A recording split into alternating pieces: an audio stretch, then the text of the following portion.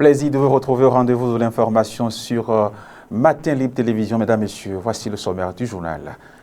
L'Agence nationale d'identification des personnes a lancé l'opération de publication de la liste électorale informatisée provisoire à Sikeko-Dikom.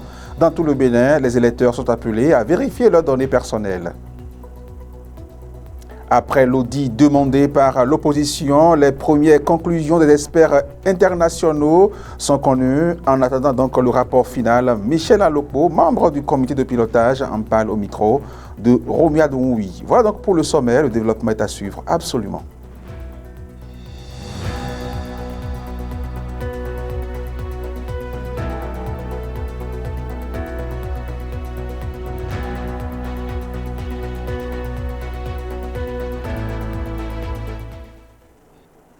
Mesdames, Messieurs, bienvenue au journal de 20h. Entre accessoires, tendances et nécessités donc médicales, les lentilles de contact suscitent bien des interrogations. Sont-elles un simple effet de mode ou une véritable exigence pour la santé visuelle? Pour y voir clair, nous avons donc rencontré le docteur Neuilly Edjo-Quinto de Souyovo, ophtalmologue, qui nous parle et apporte également des éclaircissements sur ces lentilles.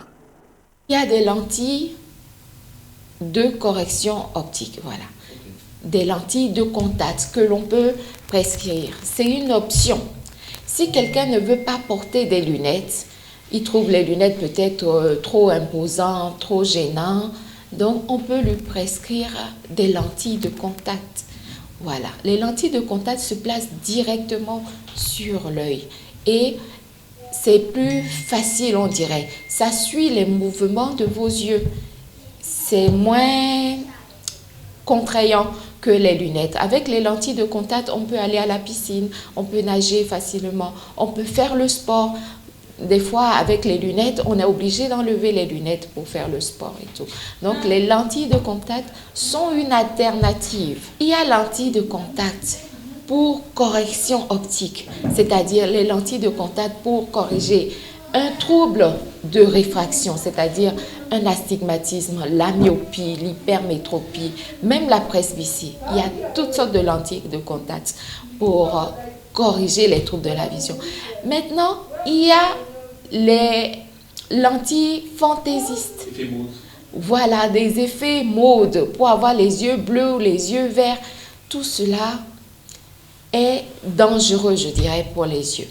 Parce que ce qui va directement sur votre œil doit avoir une certaine qualité. Il faut de l'asepsie, il faut une certaine hygiène. Sinon, cela entraîne des infections très, très graves. On en retrouve qui perdent la vue par mode, par effet de fantaisie. Pour juste avoir les yeux bleus pendant quelques minutes, on abîme ses yeux et ce n'est pas bon.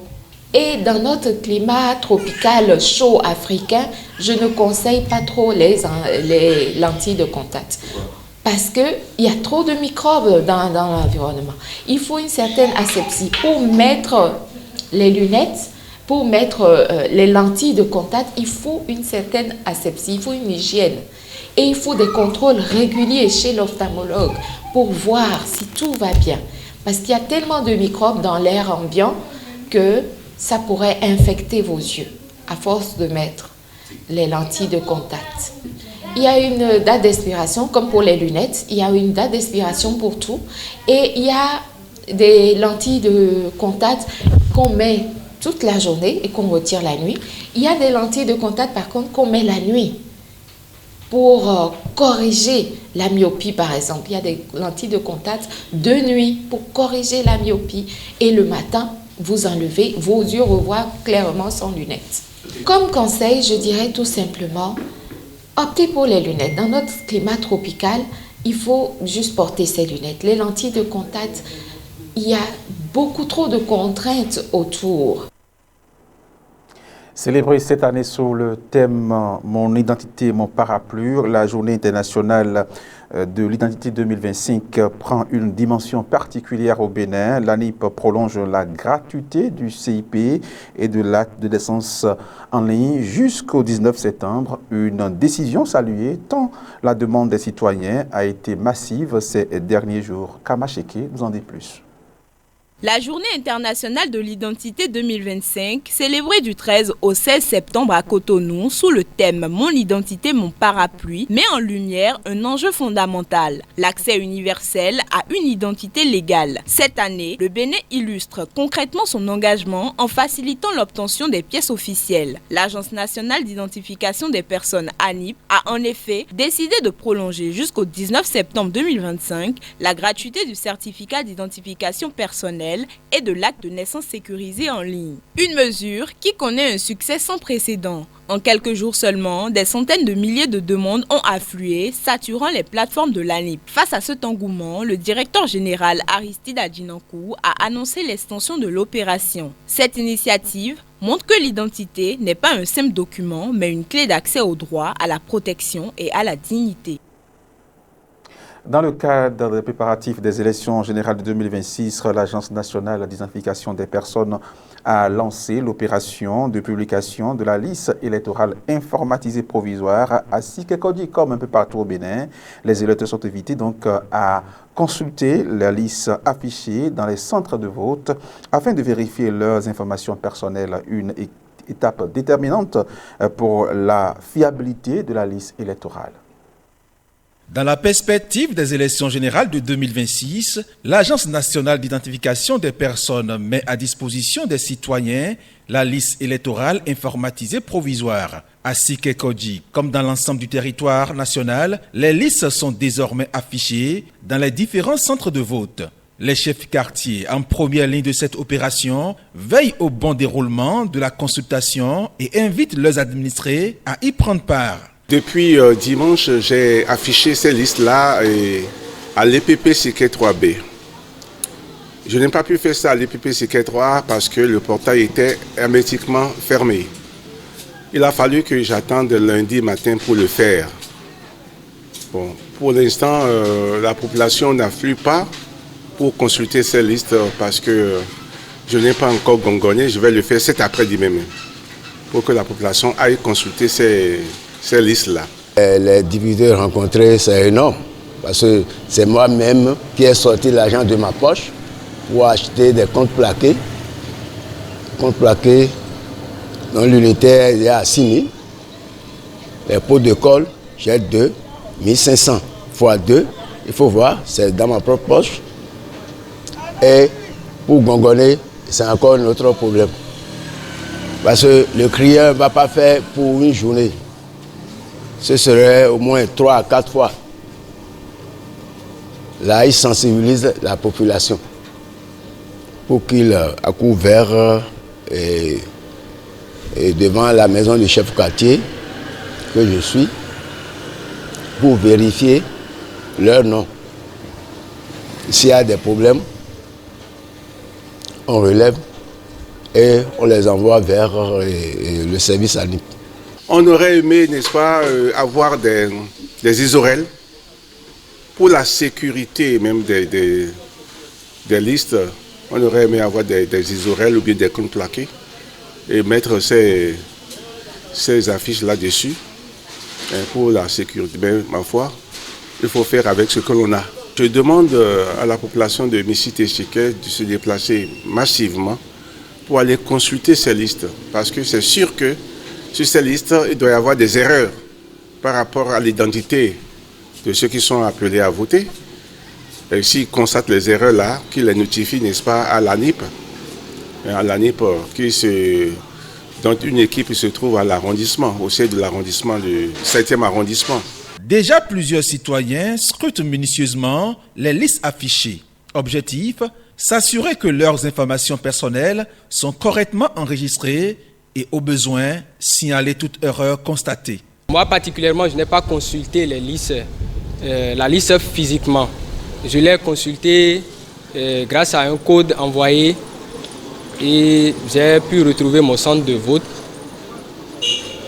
Si à Gonsoudia, dans l'arrondissement d'Akasato, commune d'Abomey-Calavi.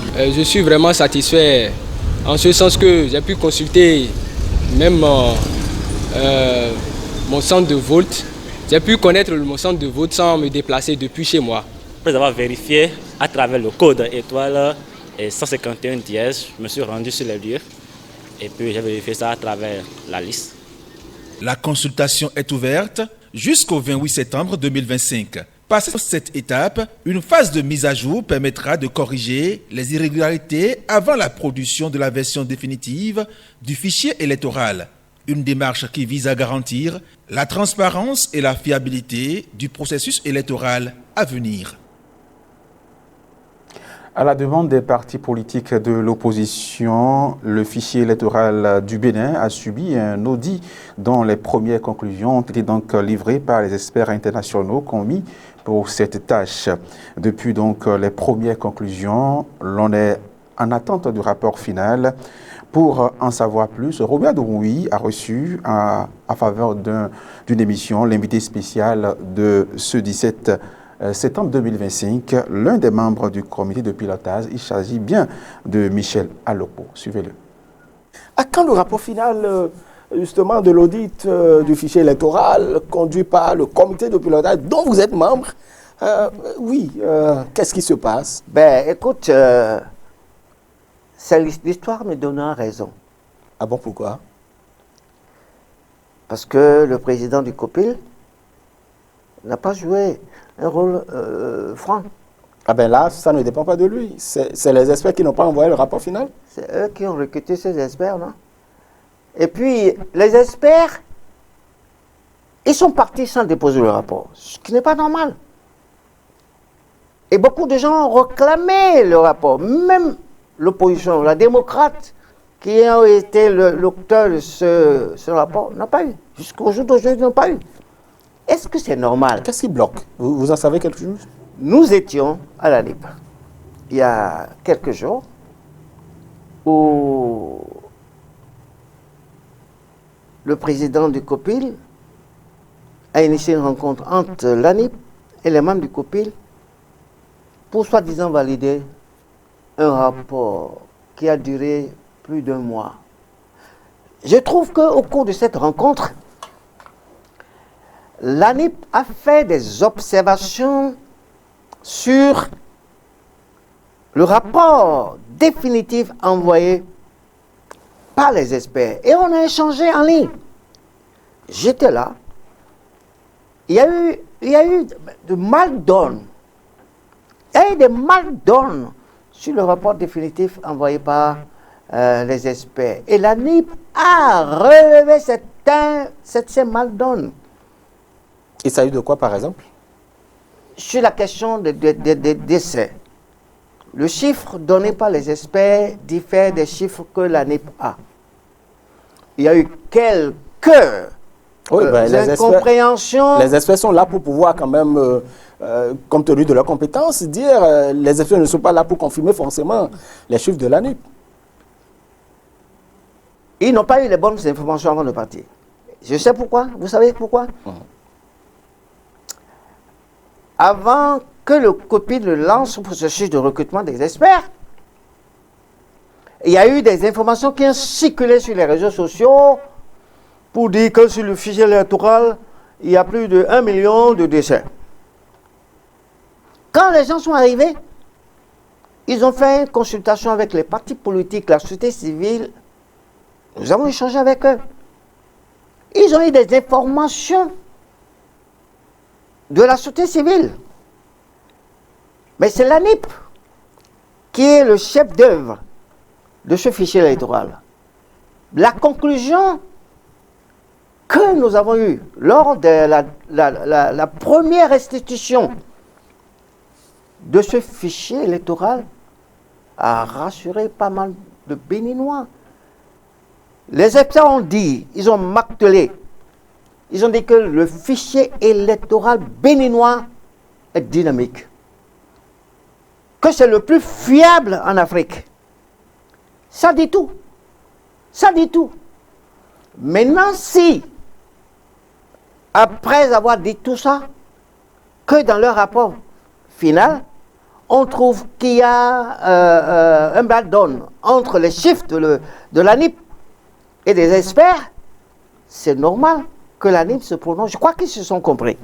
Très bien. Et donc, le rapport final, en réalité, le rapport définitif est disponible, c'est ça? Entre l'ANIP et Jean-Baptiste Elias. Pourquoi? Enfin, vous dites Jean-Baptiste Elias, alors oui, c'est lui qui est le président du comité. Vous êtes membre du comité? Je suis membre du comité. Vous n'avez pas le rapport? Je n'ai pas eu le rapport. Est-ce que c'est normal? Et pourquoi? Est-ce que, à part vous, il y a d'autres qui ont eu, ou bien c'est... Son club, ils ont eu le rapport. En fait, on ne va pas dire club. Hein. Mais je vous dis quoi? On nous a signé un engagement, en tant que membre du COPIL, de ne pas divulguer le rapport des experts. Jusque-là, on n'a pas eu le rapport. Pourquoi c'est Elias Jean-Baptiste qui devient le détenteur du rapport? C'est normal? Je pense que c'est de la dictature. Bon. Je n'accepte pas ça.